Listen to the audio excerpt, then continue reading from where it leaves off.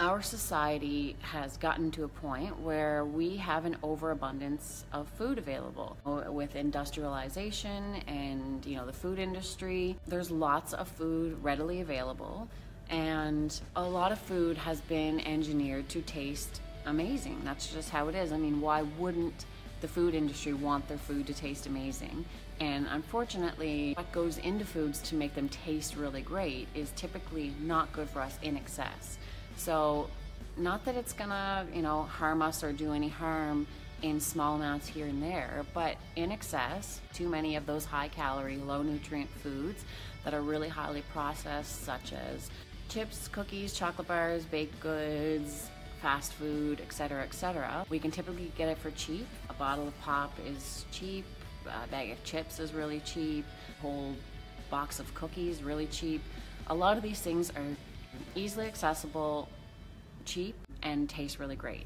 We deal with a lot more stress as well as people did years and years ago. I mean, obviously people still dealt with stress. Life in general has gotten busier. People are working longer hours, working more out of the home, less physically active. So it's sort of weight gain and why people gain weight is very complex. It's all of these things. It's not one food or one demon evil ingredient.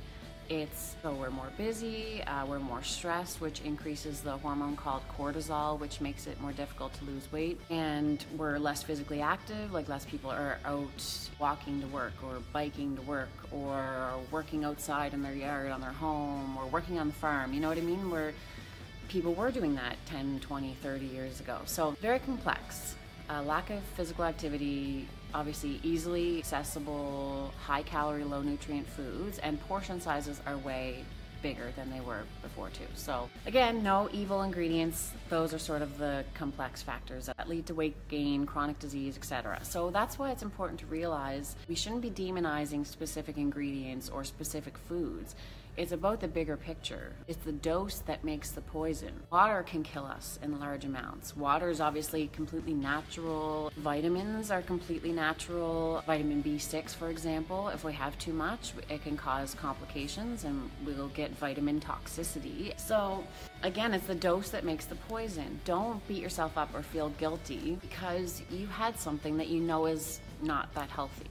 We have to kind of realize that there is no good or bad foods. There's a bigger picture, and is your overall diet healthy or unhealthy? And I mean, I'm sure we can all make improvements. So the point is to make improvements and to continuously learn and keep growing and keep getting better, but not feeling guilty for being human and living life and giving in to those treats. Those types of foods, again, they're engineered to taste great.